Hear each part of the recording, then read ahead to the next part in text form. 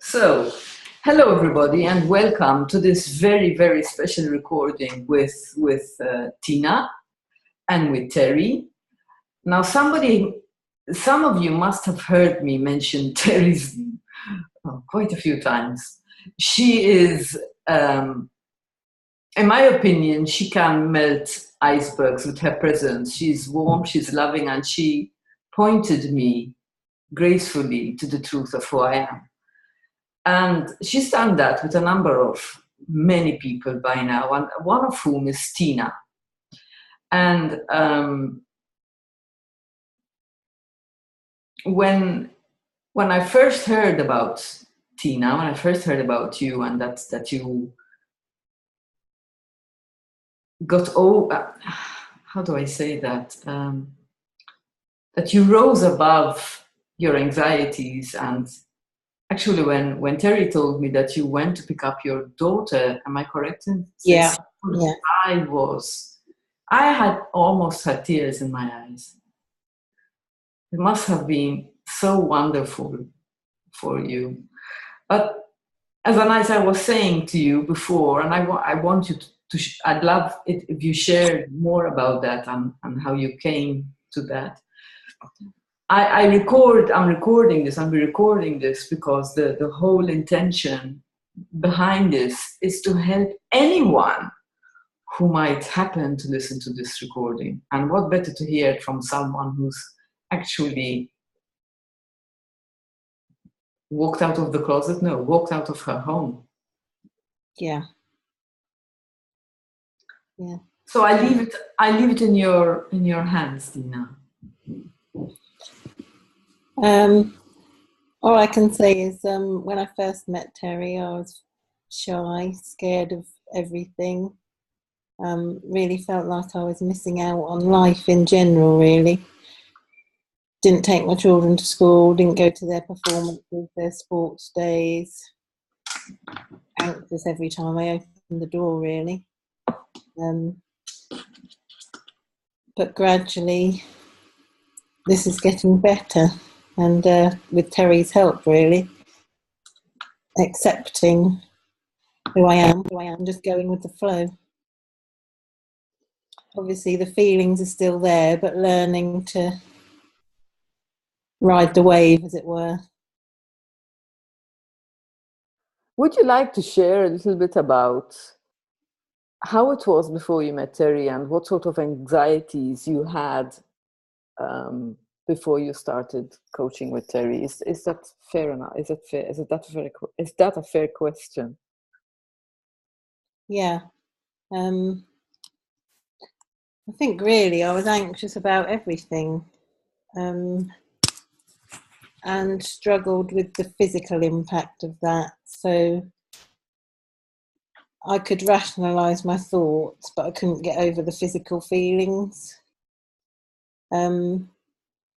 So it's been a process really of learning to go through that stage to get to the other side, and gradually I'm sort of seeing things for what they are and starting to live life a little bit better. There's still more work to do, but really I'm on the road and having fun. So, what sort of things would be happening before? I would wake up and be anxious about, really anxious about getting the children ready for whoever was going to take them wherever. I was worrying about things I couldn't do, things that people were doing for me, going to the shop, avoiding everything, online shopping, getting everyone to do everything they could for me, and I just really was staying in my safe haven, which is my house.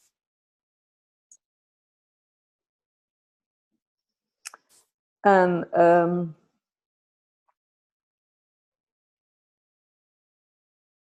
I can't say what was the catalyst or what.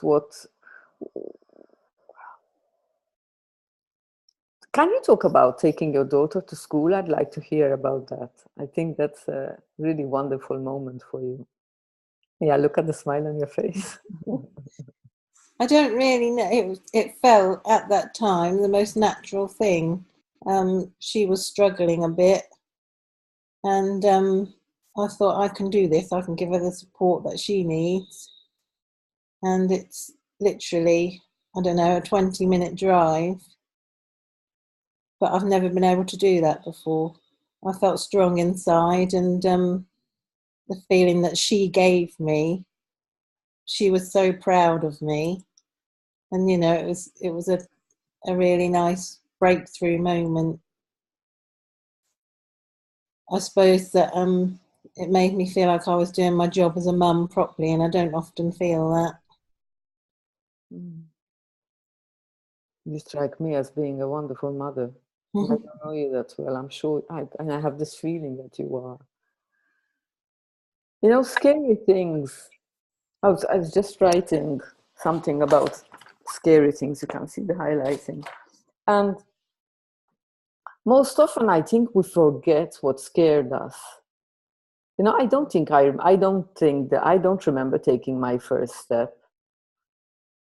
But as a child, I'm sure I was as scared that I would fall, but yet insight or watching other people do it, I probably fell and got up again. So more often than not, it's the thing that we're scared of seems scary until we do them. Yeah. Yeah. And I don't know why. I don't know why going on a plane, for example, is scary, because really it's not. Or going to the shop, or taking my daughter to school. But like you say, I guess it's habitual thinking, a lot of it. I think also it's the thought, so projecting what could happen into the future. Whereas in truth, we don't know what resources we're going to have until we're there. No. We were talking this morning, Diane, about life is less like a video camera and more like a paintbrush. That didn't come from me. I heard it from Michael Niell. But I thought it was a really good expression of how we create our moment-to-moment experience, really. Tina's just come back from Centre Parks for the weekend, and we haven't spoken about it yet. So we thought we'd wait until we were on the call.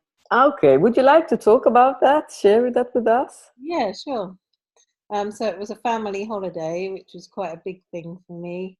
Just a long weekend, but really enjoyed it. And I struggled very much with eating out and things like that.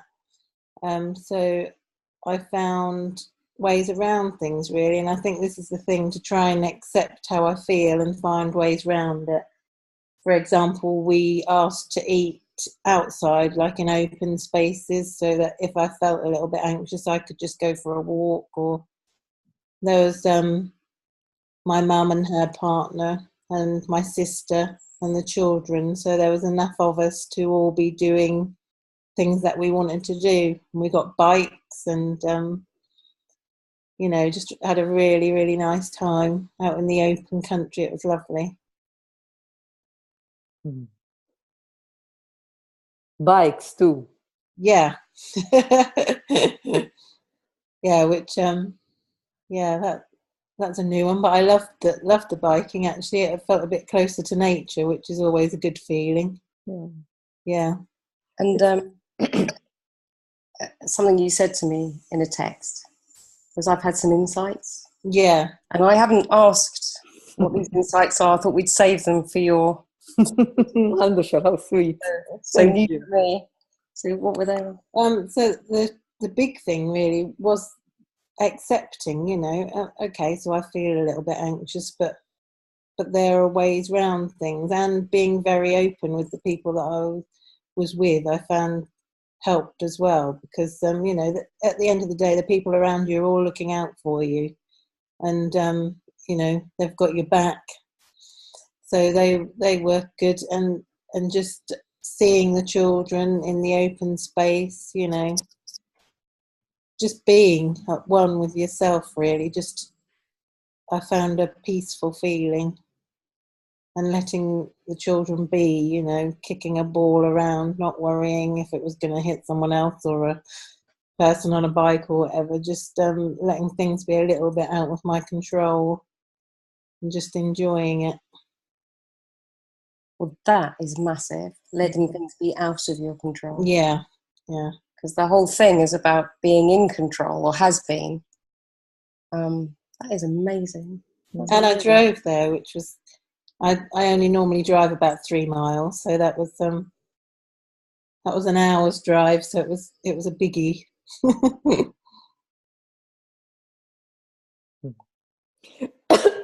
Oh, sorry.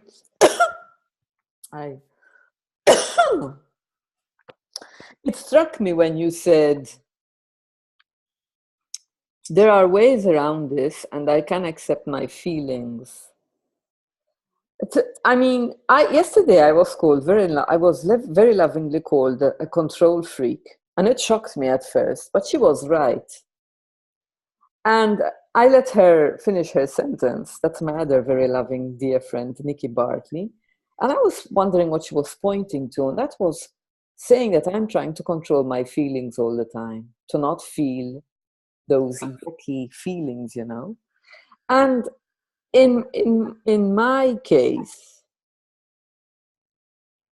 the thing about doing something scary or something I don't want is accepting that being at one with my uncomfortable feeling.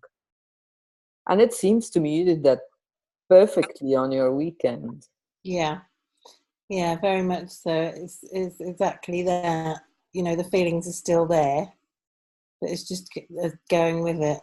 And I do try and control everything and everybody around me. Well, except when you don't. Yeah.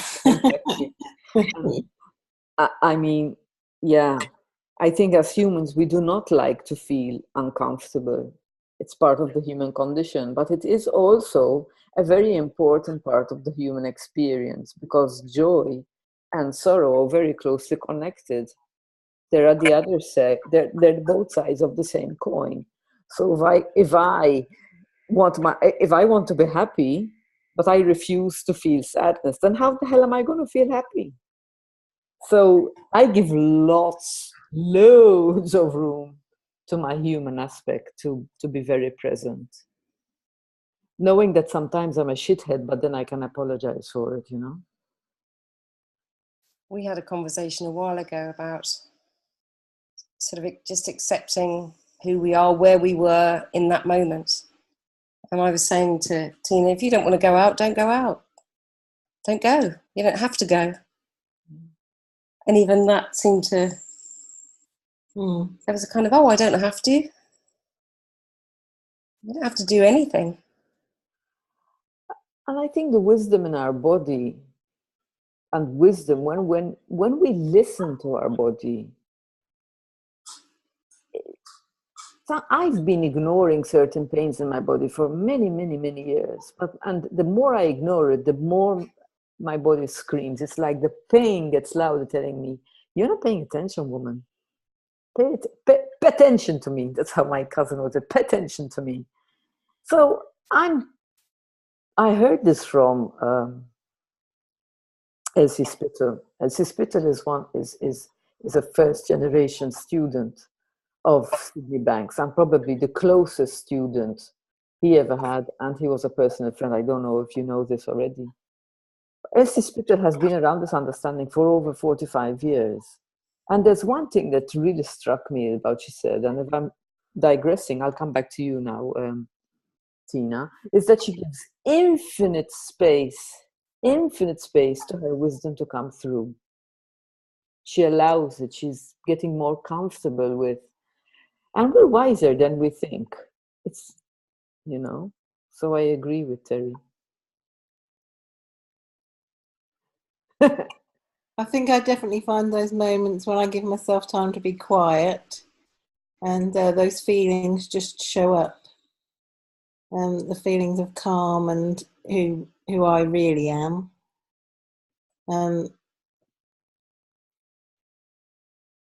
It seems to be happening more lately. That feeling of being at home, isn't it? Yeah. In yourself. Yeah. So,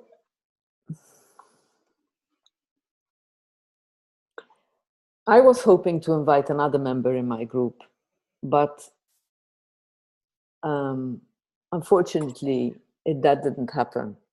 So I'm even more grateful to you for showing up and for being willing to do this. And I'm you have dimples.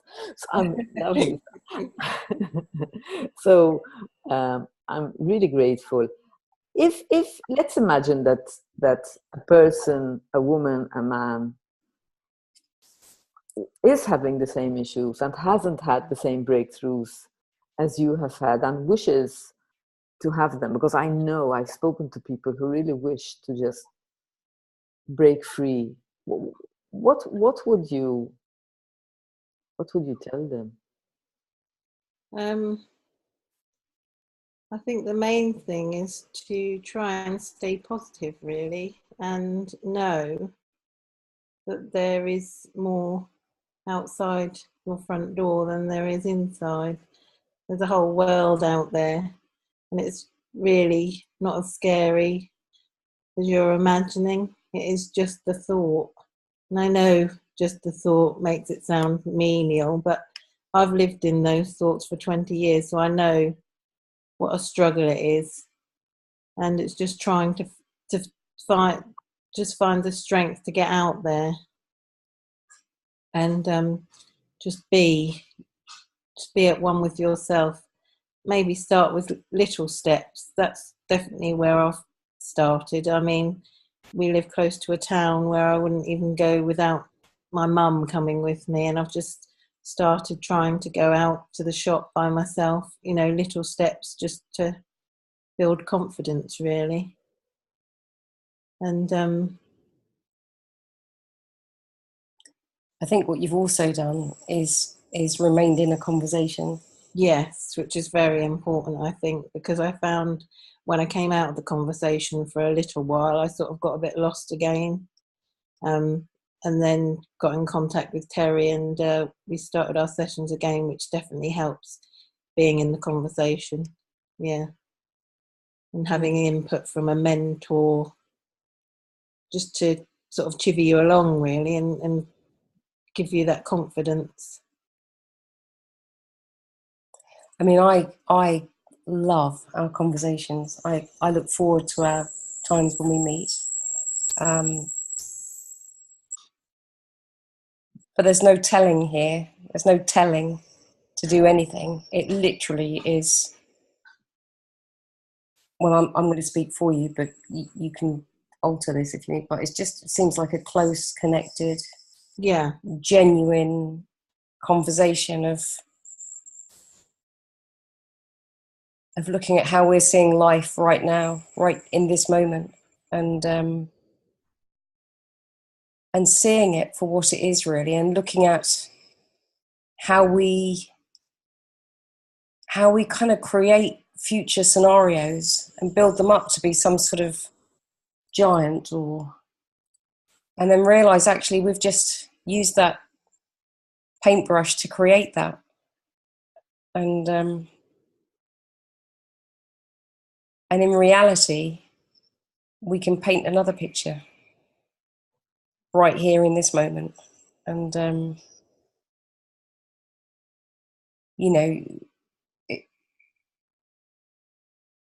it's not about telling Tina what to do or have you thought of or giving good tips. When I started out looking at sort of self-development, I trained in counselling and took NLP to trainer level. And I remember thinking, I worked with a scientist on a phobia cure. She was very afraid of birds. She no longer has that fear of birds, but she does have other issues. And I wish somebody had told me then, these people you're working with, for instance, on a bird phobia, they have that innate well-being within them. that's who they are. That's who they really are. And it's not about curing one bit, not about curing anything. It's about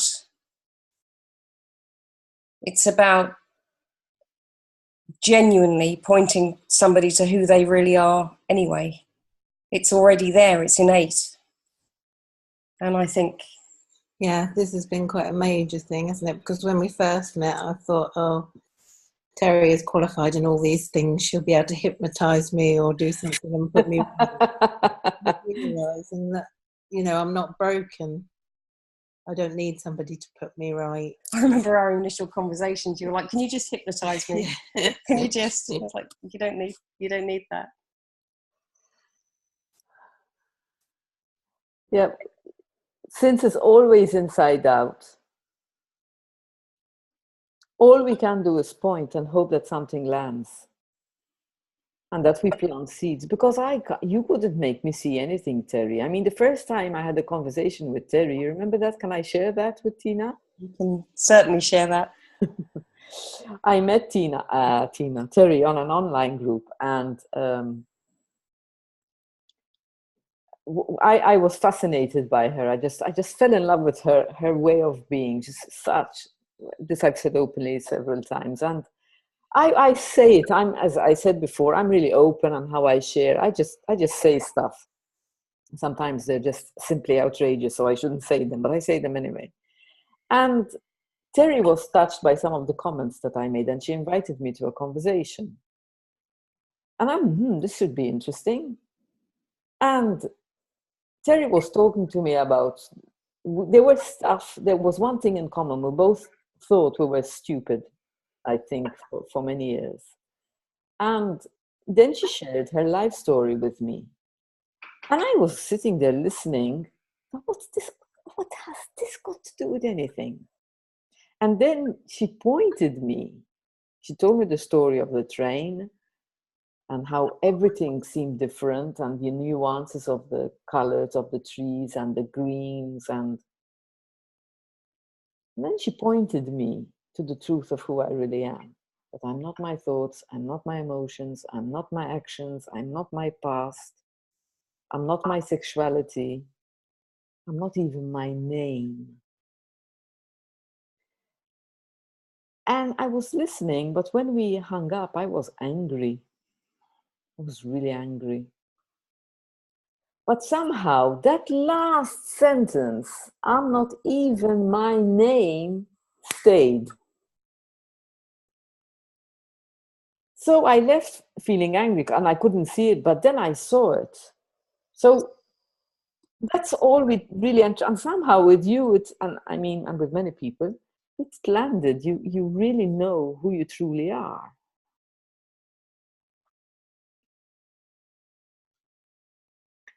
I feel like I do, but I find it hard to articulate. I think even Michael Niell finds it hard to articulate, and he's a prolific writer, and he's an actor, and he has the most expert use of metaphors I've ever seen. So as long as you know it, we don't need to articulate it, do we, Terry? I sometimes think there's too many words spoken about it. I just think, for me, in my understanding, I think it boils down to love and learning to love. I mean, Tina's like a big ball of love, that's who she is. But learning that includes you. It doesn't mean love everybody except you. It's just, it is who you are. And no matter how many times I put this into words, the common denominator is always love, always. And Sid Banks said, don't listen to my words, listen to the feeling. And, you can listen to a piece of music one day and it just wash over you. And another day, be moved to tears, which often happens with me. But sometimes I hear it, and then sometimes I hear it, and there's just a total difference. Total difference. So yeah, I think sometimes there's too many words spoken, and it's, you know, I love the fact that we're talking about who we are. We're not talking about a belief system. We're not talking about a religion. We're not talking about another good idea. We're just talking about, well, this is who we are. This is it. This is a fundamental principle. This is who we are. And for me, that's the bottom line. So I read lots of books, and I know Tina certainly has, and poetry, but when you're in that feeling, like when you're hearing that amazing music, when you're in it, there's no other feeling like it. And it counts for me. Sorry, were you finished, Terry? My God, there's a fly. Well, I was just thinking about when you ask, when I, as a coach or as a consultant, ask somebody to think of a time when they were feeling peaceful and talk about sort of, well, what was present at that time, they will speak about resilience and well-being and love and connection, and, you know, well, that isn't a made-up story. That's always there. But I think what happens is we put a different pair of glasses on sometimes, and we think, oh, the world is a scary place, or the world is this place, or the world is that place. But underneath, behind those glasses, there's all of that other stuff still present. You know, and I'm aware this is being recorded, and the last thing on earth I want to do is sound patronising, but I couldn't be more, oh, I'm so choked. I couldn't be more in awe of Tina, and because I could see who she was, I just hoped that she could. And then to hear you speak now,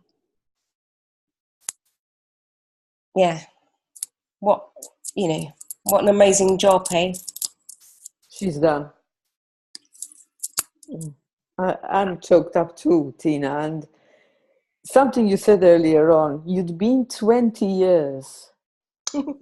Yeah. Michael Niell says something else, and I was getting distracted looking for it. But I want to find it and I want to read it. It's from his book, Creating the Impossible. And I hope I can find it without, here it is, I did. So you'd been struggling with your same thoughts for 20 years, and yet here you are. Look at you. You've taken your daughter to school, you went on holiday, you went for bike rides, you went outside, and probably you found a way around it. You could be with your feelings, and probably an infinite number of things that you haven't spoken about today. But this is what Michael Niell says, okay? You are the infinite creative potential of the entire fucking universe. Deal with it. And we are. We are. And what I see, if I may add to you, Terry, I see a woman who's in touch with her child and wants to play again. Am I seeing and feeling that right, Tina? Yeah, definitely. Yeah. And it's become more of a playful child, and it started off as just a child that was a pain in the ass. And that child even had a name. What was the name? Spike. Mine was Cinderella.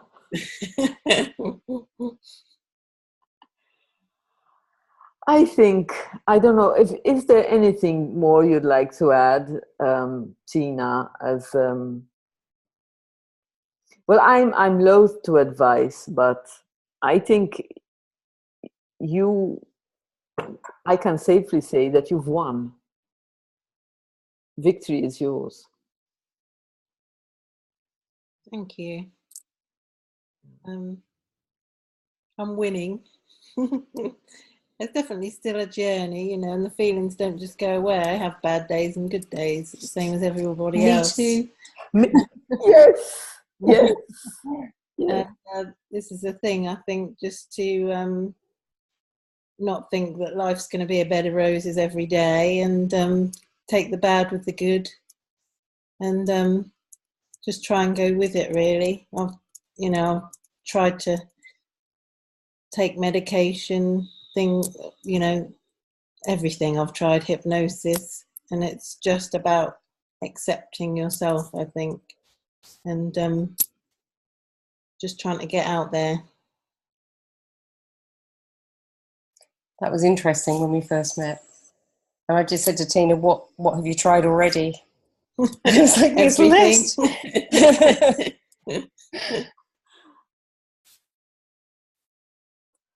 I think this is a good place to wrap it up. What do you think, ladies? Yes. Lovely to meet you, by the way.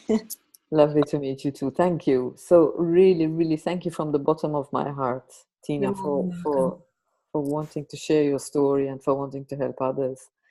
And I'm going to stop the recording. And thank you too, beautiful lady.